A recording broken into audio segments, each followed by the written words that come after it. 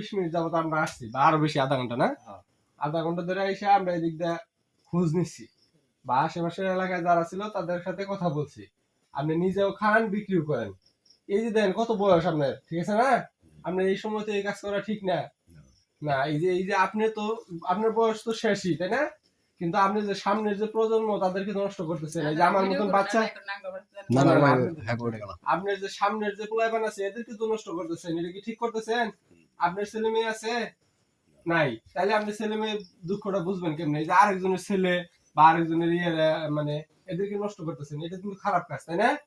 তাহলে আপনারা এখন আমরা কিছুই বললাম না, যেহেতু মুরব্বী মানুষ, আপনারা আমরা সাধারণ মাফ দিয়ে গেলাম, সাধারণ ক্ষমা যেটা বলে ওটা দিয়ে গেলাম। কিন্তু এই যে আমাদের টিম, পুরা টিম এখানে আসছে, সবারই কিন্তু পাওয়ার আছে আপনাকে ধরে বাইরে নিয়ে যাওয়া, কিন্তু আপনারা সেটা করলাম না, আমরা একটা সুযোগ দিয়ে গেলাম।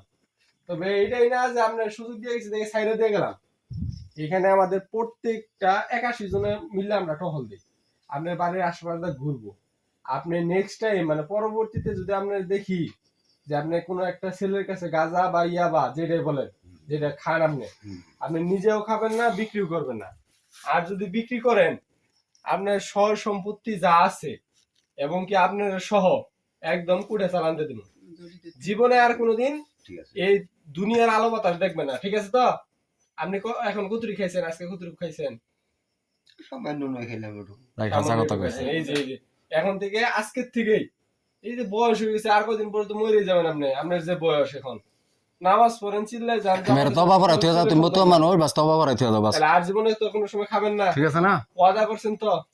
ওয়াদা করেন আমার সাথে, হাতে রেখে ওয়াদা করেন, আর জীবনে বলেন আল্লাহ আমার মাফ করে দাও, আমি আর জীবনে কোনোদিন গাঁজা খাবো না, ঠিক আছে?